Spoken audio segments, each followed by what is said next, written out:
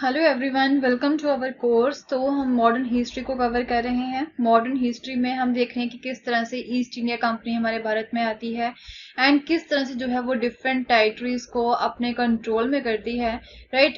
And उसके बाद में हमने यहाँ पे देखा था कि किस तरह से जो है वो कुछ नई एडमिनिस्ट्रेटिव जो पॉलिसीज होती हैं, राइट, वो यहाँ पे लेके आती हैं।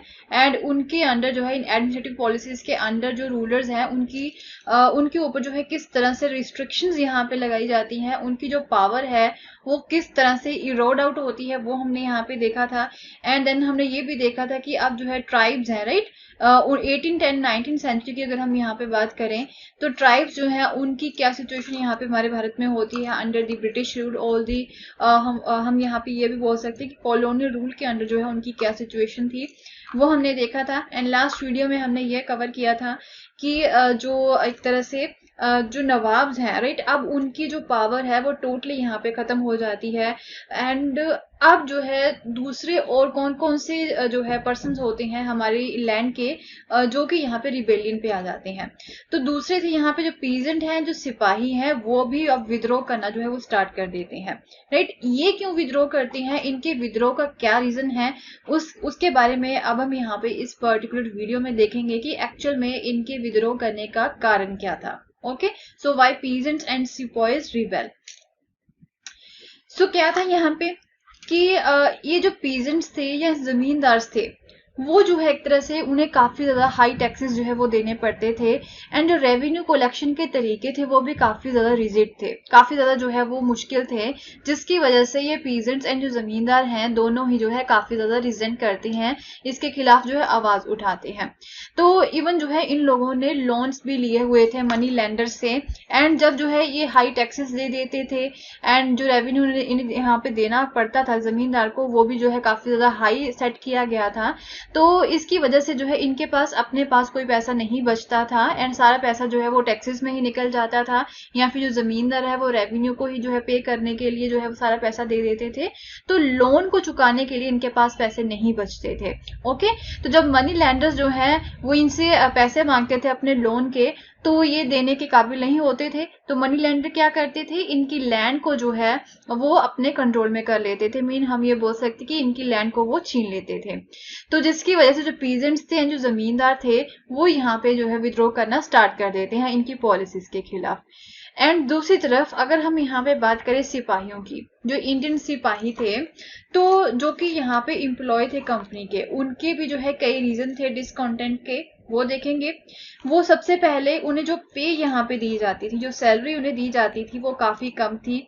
अलाउंसेस जो भत्ते होते हैं, राइट, वो भी जो है काफी कम दिए जाते थे। देन दी यूरोपियन जो सिपाही होते उन्हें उनके जो भत्ते थे वो काफी ज्यादा थे, उनकी सैलरी जो थी वो काफी ज्यादा यहाँ पे सेट की गई थी।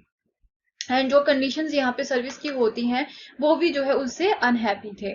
सो सम ऑफ द न्यू रूल्स यहाँ पे जो है लगाए गए थे कंपनी के द्वारा, जिसकी वजह से ऐसा बोला गया था कि इनके इंडियन सिपाहियों के जो रिलीजियस एक तरह से बिलीफ है वो यहाँ पे वायलेट हो रहे हैं।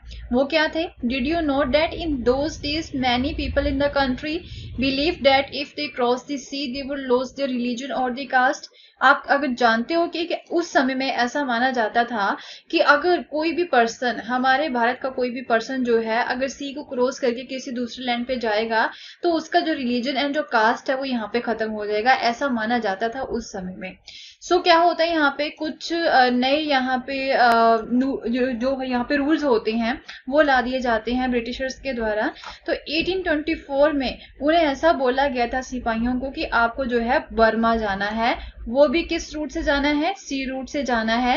कंपनी के लिए आपको जो है वहां पे युद्ध करने के लिए जाना है। तो ये चीज सुन के अब सिपाही जो होते हैं वो इस ऑर्डर को रिफ्यूज कर देते हैं, क्योंकि वो ये बोलती हैं कि अगर वो एक तरह से समुद्र को पार करके जाएंगे तो उनका जो बिलीफ है, जो रिलीजियस बिलीफ है, वो यहाँ पे जो है खत्म हो जाएंगे, उनका जो रिलीजन एंड कास्ट है उसे वो लॉस कर देंगे। बट दूसरी तरफ जो है वो लैंड रूट से जाने के लिए मान जाते हैं, वो सी रूट से जो है जाने के लिए नहीं मानते हैं। ओके, तो they were severely punished and since the issue did not die down, तो उन्हें जो है सिवियरली पनिश भी किया जाता है क्योंकि वो जो है उनके ऑर्डर को फॉलो नहीं कर रहे थे। तो एक तरह से जो है ये जो इशू है वो खत्म नहीं होता है। एंड इन 1856 दी कंपनी जो है वो एक नया लॉ पास कर देती है, जिसमें ऐसा बोला जाता है कि डेट एवरी न्यू पर्सन जो कंपनी की आर्मी में एम्प्लॉयमेंट लेगा, उसे जो है ये चीज एग्री करनी होगी स्टार्टिंग में ही कि जो है उसे ओवरसीज भी जो है जाना पड़ेगा अगर यहाँ पे कभी भी जरूरत पड़ी तो। राइट, ऐसा जो है उनसे जो है स्टार्टिंग में ही लिखवा लिया जाता था जब वो ज्वाइन करते थे। पहले ऐसा नहीं था, ये बाद में नया रूल लेके आते हैं जिसे जो अब आर्मी मैन है वो मना कर देते हैं, उसे वो फॉलो नहीं करते हैं। तो ये जो इशू है वो काफी समय तक ऐसे ही चलता रहता है, वो नहीं मानते हैं सी रूट के थ्रू जाने के लिए। तो उसके बाद में कंपनी जो है नया लॉ पास कर देती है, जो पर्सन यहाँ पे कंपनी के आर्मी में एम्प्लॉयमेंट लेगा तो उसे जो है यहाँ पे ओवरसीज भी जाना पड़ेगा जब भी यहाँ पे जरूरत पड़ी तो सिपाही जो थे वो यहाँ पे देख रहे थे कि हमारी कंट्री साइड में भी क्या हो रहा है। एक तरफ तो जो यहाँ पे जितने भी लॉज लेके आ रहे थे ये जो ब्रिटिशर्स थे, कंपनी जो थी, राइट, उससे तो उनके मन में रिसेंटमेंट थी। तो दूसरी तरफ यहाँ पे कंट्री साइड में भी क्या हो रहा था उससे भी जो है वो काफी दुखी थे, क्योंकि ये जो सिपाही थे उनकी जो फैमिलीज थी वो पीजेंट्स थी। Okay, and the had families living in the villages, उनकी जो फैमिलीज थी वो विलेजेस में रह रही थी। So the anger of peasants quickly spread among the sepoys. तो इसी तरह से एक तरफ जो पीजेंट्स थे, राइट, जो किसान थे, वो तो यहाँ पे विद्रोह कर रहे थे, उनके मन में तो गुस्सा था। तो यही गुस्सा जो है अब सिपाहियों के मन में भी जो है वो फूट जाता है, वो भी यहाँ पे आ जाता है। राइट, सो अब कई और भी यहाँ पे रिफॉर्म्स लेके आ रहे थे, उनकी तरफ जो है हमारे इंडिया के लोगों का क्या रिस्पॉन्स रहता है वो देखेंगे। तो ये जो ब्रिटिशर्स थे वो ऐसा बिलीव करते थे कि हमारी जो इंडिया की सोसाइटी है इसमें जो है रिफॉर्म लाना काफी इम्पोर्टेंट है, क्योंकि कई ऐसी प्रथाएं थी जो कि ऑब्वियसली हम बोल सकते हैं कि काफी ज्यादा आउटडेटेड थी, काफी गलत थी। तो ये चीजें देख के जो है ब्रिटिशर्स अब ये सोचते हैं कि इंडियन सोसाइटी को जो है थोड़ा सा चेंज करना यहाँ पे वो जरूरी है। इवन कुछ इंटेलेक्चुअल्स थे, कुछ एजुकेटेड इंडियंस थे, वो भी चाहते थे कि हमारे इंडिया की सोसाइटी को जो है थोड़ा सा रिफॉर्म किया जाए। तो क्या था, यहाँ पे नए लॉज लेके आते हैं ब्रिटिशर्स, जैसे कि यहाँ पे सती प्रथा थी उसे खत्म करने के लिए, एंड विडोज की री मैरिज को इनकरेज करने के लिए भी नए लॉज जो है वो पास किए जाते हैं। And then English language education जो होती है उसे एक्टिवली प्रमोट किया गया था यहाँ पे। एंड आफ्टर 1830 कंपनी ये भी अलाउ कर देती है कि क्रिश्चियन फंक्शनर जो मिशनरीज हैं कि वो जो है हमारे इंडिया में फ्रीली एक तरह से अपने जो मिशनरी वर्क होते हैं उसे वो कर सकते हैं, एंड यहाँ पे अपनी जो लैंड है वो भी खरीद सकते हैं, प्रॉपर्टी खरीद सकते हैं। एंड इन 1850 एक नया लॉ जो है वो पास कर दिया जाता है, जिसके थ्रू जो क्रिश्चियनिटी में अगर कोई पर्सन जो है वो कन्वर्जन होना चाहता है, कन्वर्ट करना चाहता है अपने धर्म को, तो उसे भी जो है ईजियर कर दिया गया था। जब ये चीज यहाँ पे कर दी जाती है, कन्वर्जन टू द क्रिश्चियनिटी को जो है ईजियर कर दिया जाता है, तो क्या था यहाँ पे कि जो इंडियंस थे वो यहाँ पे भड़क जाते हैं, क्योंकि इस लॉ के अंडर जो है ये अलाउ कर दिया गया था कि कोई भी इंडियन जो क्रिश्चियनिटी में कन्वर्ट करता है, क्रिश्चियनिटी को अपनाता है, तो उसे जो है उनकी एंसेस्टर की जमीन जो है, राइट, उससे नहीं निकाला जा सकता है। तो वो जो है अपने एंसेस्टर की प्रॉपर्टी को एक तरह से हायर कर सकता है। पहले ऐसा था कि अगर कोई पर्सन जो है अपनी धर्म परिवर्तन करता है तो उसे जो है उनकी प्रॉपर्टी, जो उनकी एंसेस्टर की प्रॉपर्टी होती है, उसे निकाल दिया जाता था। तो ये लो यहाँ पे पास कर दिया जाता है 1850 में। इसके अंदर ऐसा बोला जाता है कि अगर कोई भी इंडियन क्रिश्चियनिटी को अपनाता है, कन्वर्ट करता है, तो उसकी जो उसका राइट है कि वो अपने एंसेस्टर की प्रॉपर्टी को इनहेरिट कर सकता है।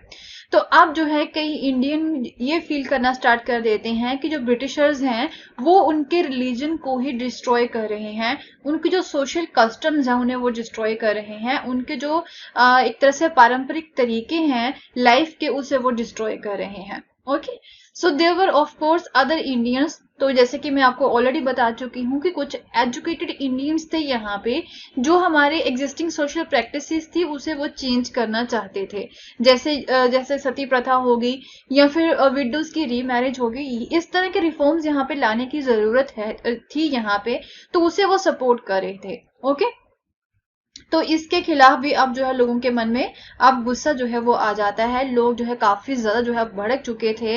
हर वर्ग जो है सोसाइटी का वो ब्रिटिशर्स के खिलाफ हो चुका था। इनसे जो है अब वो तंग आ चुके थे। राइट, तो इसका जो है क्या रिजल्ट निकलता है वो अब हम यहाँ पे नेक्स्ट वीडियो में देखेंगे। एक बड़ा जो रिवोल्ट है, एक बड़ा जो हम बोल सकते हैं विद्रोह जो है, जिसमें सोसाइटी का हर सेक्शन यहाँ पे इंक्लूड था इवन, तो उसके बारे में अब हम यहाँ पे देखेंगे अपनी नेक्स्ट वीडियो में। अगर आपको मेरा कोर्स पसंद आया तो इसे शेयर करना ना भूलें। Thank you so much, have a nice day.